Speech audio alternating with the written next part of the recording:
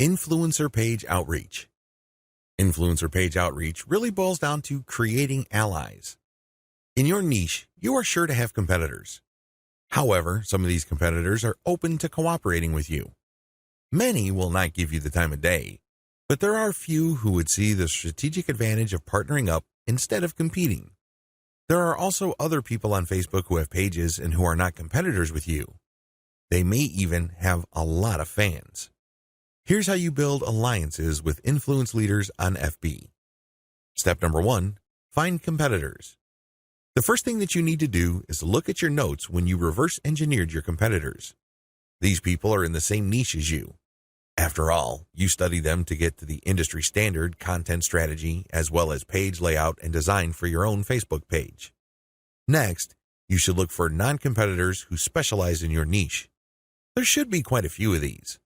These are not merchants or ones who provide services. They're not competing for the same dollars as you. Instead, they cater to the same audience as you. Try to find as many of these as possible. Step number 2, pay your dues by engaging. I know at this point it's very tempting to just go to a competitor's page and post a comment on one of their posts. In the comment, you're dropping a link to your page or to your website. You then repeat this many times on all their posts. Well, let me tell you, if you do this, you're going to get banned. Whatever links you put up will get deleted. It's a waste of time. Don't even think about it. The same applies to influential niche observers. These are non-competitors, but you shouldn't spam them either. Instead, you should pay your dues by engaging. How do you do this?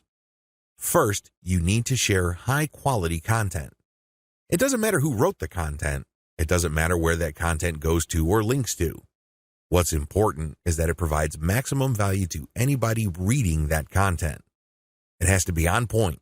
It has to deal with a specific theme or topic that you know that your target audience members are interested in. Next, you need to engage with people in terms of answering their questions. Try to be a facilitator. Try to be a mediator. Try to be the go-to source of information for your niche. If people are looking for statistics, go on Google and find them the statistics they're looking for. If they're looking for a video, go to YouTube and search for the content that they're looking for. The more you do this, the more people will pay attention to you because, let's face it, in any kind of online group communication platform, only a very few people actually produce high-quality content. You can count them on one hand most of the time. Everybody else is basically a leech. They take and take information, but they only give from time to time, if at all. Be that expert. Be that go-to resource. Another way you can engage is by asking questions. Now, these questions should not be very basic or dumb questions. Instead, they should be deep, insightful questions. You can also ask questions that try to tie many issues together. Many people are concerned about many different issues. When you ask questions that tie all these together, it can be very useful. You should also give feedback to people's responses. You have to do this in a respectful way. You cannot come off as a hater or somebody who's just plain negative. There is such a thing as constructive feedback. Remember, the name of the game here is to add value to the places that you're on. This means sharing information and enhancing information through proper questions and feedback. Step number 3, become credible, then reach out.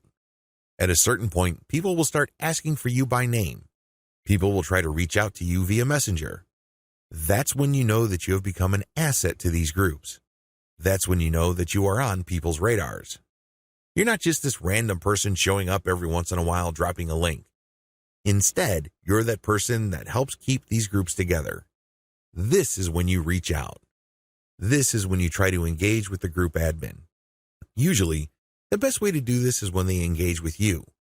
Maybe they mention your name, or they send you a message on Messenger.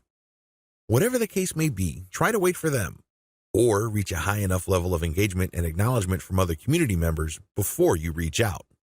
What are you going to be reaching out for? Well, there are many different opportunities on the table. You can ask to swap content with your page. Most page admins don't have a problem with this. You can also ask for a shout-out. Basically, the admin of the page that you're on will tell page fans to check out your page because your page is a friend of the page they run. You can go through some ideas regarding joint events. Now, please keep in mind that this is not like a real event where people have to physically go somewhere, or you have to rent out some hall, rent out security, or get food. No, this is an online event, maybe a seminar, a live Facebook session conducted from 2 locations, or it can be an interview. Another opportunity on the table is, of course, guest blogging. You probably don't need me to remind you of how value-packed this is. Not only do you get eyeballs to your link, which can produce direct traffic, but you also get tremendous search engine optimization benefits if the partner has a high-value blog. You can also reach out for infographics. This means you create an infographic and you get the admin to post the infographic on their blog with a link back to you. Again, this boosts your SEO chances. Finally, you can collaborate on content. This is custom content intended for both your audiences. Regardless of how you cut it, influencer page outreach is a very powerful way to market on Facebook for absolutely free. Seriously, your only investment is your time. And what makes it so awesome is the fact that you are leveraging the hard-won credibility and authority of your partner. They've been there before. They put in the work and the time to develop a rapport and a solid brand with the people that follow them. When they give you a shout-out or they feature your content, or they co-host an event with you, they lend you some of their fame, which makes you credible. You're no longer some random stranger who came out of nowhere. Instead, people get this idea in their minds that if somebody they respect and admire recommends a new person, then I'll give that new person a shot. Maybe that new person is worthy of my admiration and respect. Building alliances with influential niche players is definitely worth doing. But please keep in mind that it does take time. However, if you are passionate about your niche and you view your Facebook marketing business as a real business, then this should not be a problem for you. Paid traffic campaigns. For this section, I'm defining paid traffic campaigns in 2 forms. I can pay to boost the post, or I can pay for direct traffic to my target website. Please note that I have presented this information in that order. Boost posts first, and then pay for direct traffic. There's a reason for this. If you don't master Facebook's traffic to your page posts, then it doesn't make sense to go directly to your target website. You probably are going to spend a tremendous amount of money, time, and effort only to have very little to show for all that. It's better to boost a post in a strategic way so you can understand what kind of content connects with your intended audience. You will then be able to drive traffic to your website. You're actually killing several birds with one stone. By focusing on boosting a post, you can get more page likes, you can get more branding opportunities, and you can also get click-throughs to your target website in the form of a content link. Here's how it works. Post boosts. First, target a lookalike audience based on your user insight demographic. In other words, Facebook is going to show your ad to a fresh set of users who share the same demographic details and interests as your current page fans. People with these similarities are more likely to like your content. You're not going to pay Facebook to show your post to people who have already liked your page. Instead, you are trying to get fresh eyeballs to your page posts. You do run quite a bit of risk. Existing audience post boosts. The next option you have available to you is to boost your post to people who have actually liked your page. These are your actual page fans. They know roughly what you're about. They like your content enough to like your page.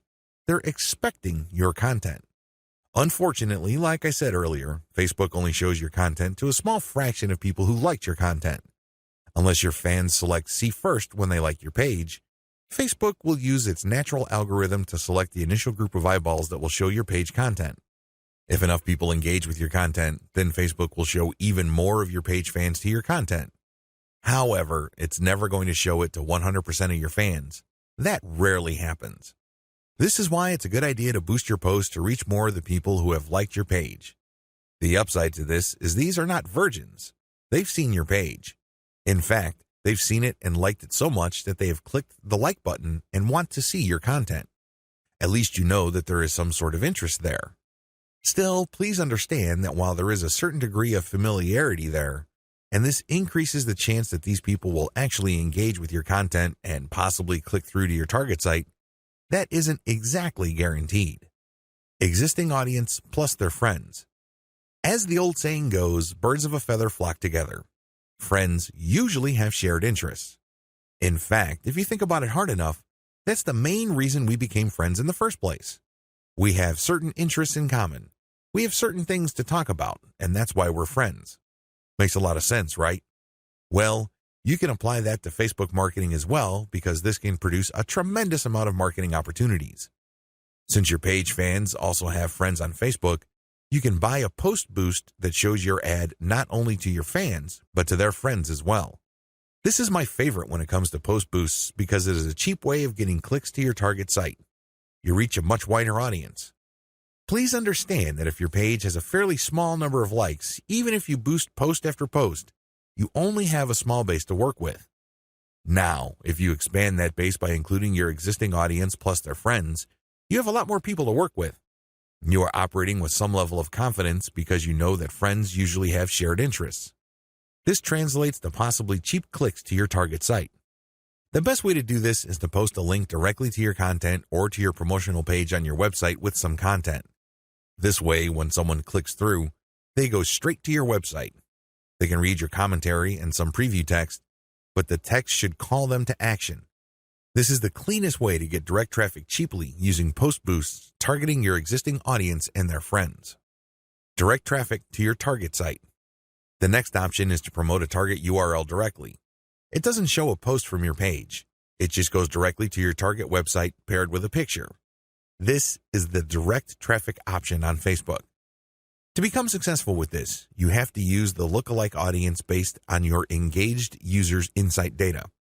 In other words, your Facebook page should be mature enough for you to get solid consumer intelligence that you can then use to target potentially interested audiences on Facebook. That's the best way to do this.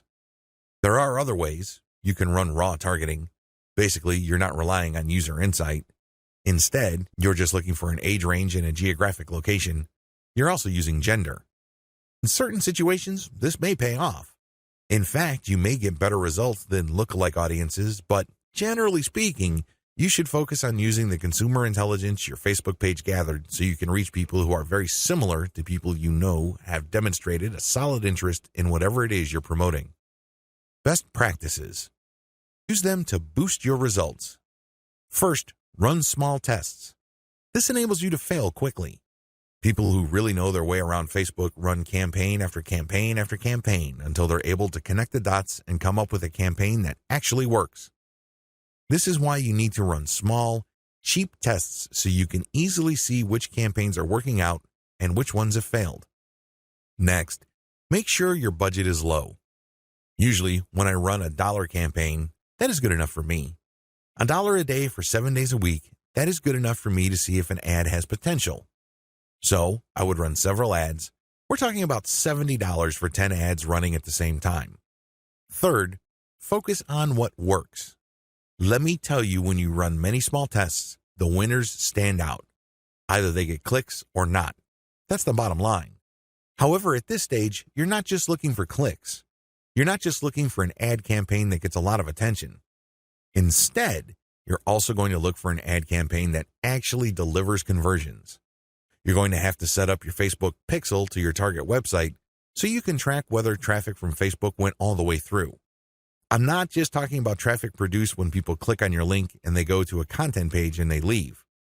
That's worthless. That's not going to help you. That traffic has to go to the content page, go to the sales page, and eventually make it to the shopping cart. That's when you know your campaign actually has traction. Focus on what works. Focus on what gets a high click-through rate paired with a conversion rate. However, to get there, you're going to have to burn through many ads. This is not going to jump out at you. It's not going to be obvious. It's not going to be easy. Once you have identified that ad and you've fine-tuned it, then scale it up. That's how this works. Basically, you focus on what works and then pour real money into it. Introduction. Facebook is a massive traffic monster. As of this writing, it has over 1.3 billion, and that's with a capital B, daily active users. Think about that. Over 1.3 billion people using the same website day after day. On top of this, it continues to grow. Also, when people are on Facebook, they pretty much stay there, and they view page after page of content. In fact, on a month-to-month basis, as of 2017, Facebook has slightly over 2 billion monthly active users. Of all Americans, 79% use Facebook at some level or another. If this wasn't impressive enough, the next platform that gets the highest percentage of American users is Instagram, which is owned by Facebook. Instagram clocks in at 32% of American usage. Among U.S. residents, 53% reportedly use Facebook several times a day. In terms of the world's total population, more than 22% of people on the planet use Facebook with some level of frequency. The point is, Facebook is a massive traffic monster. You really can't afford to miss out on Facebook and its marketing potential. If this wasn't impressive enough, wait, it gets even more mind-blowing. Once people log into Facebook, the system basically keeps tight surveillance on them. And the crazy thing is that this is all done with their permission. When you sign up for Facebook, there is a user license agreement that you must consent to. Unless you read the fine print, you wouldn't become fully aware that once you sign in, every like, comment, share, as well as pages that you liked and even ads that you clicked will be monitored by Facebook. It's as if by watching your behavior, Facebook can make educated guesses as to what your interests are and can then show you advertising that fits those interests. Sounds pretty fair, right? Well, this extends across the board. That's right. Every group you join as well as interactions on Messenger are monitored, tracked, and targeted by Facebook. This is not lightweight targeting, mind you. When it comes to fine laser targeting of demographic groups based on individual user behavior, nothing even comes close to Facebook. As awesome as these traffic statistics, advertising technologies, and promotion potential may be, I've got some bad news to report. Too many businesses still fail to fully leverage Facebook. This training teaches you the best ways to promote on Facebook. It also gives you step-by-step instructions so you can engage in Facebook marketing with a higher than average chance of success.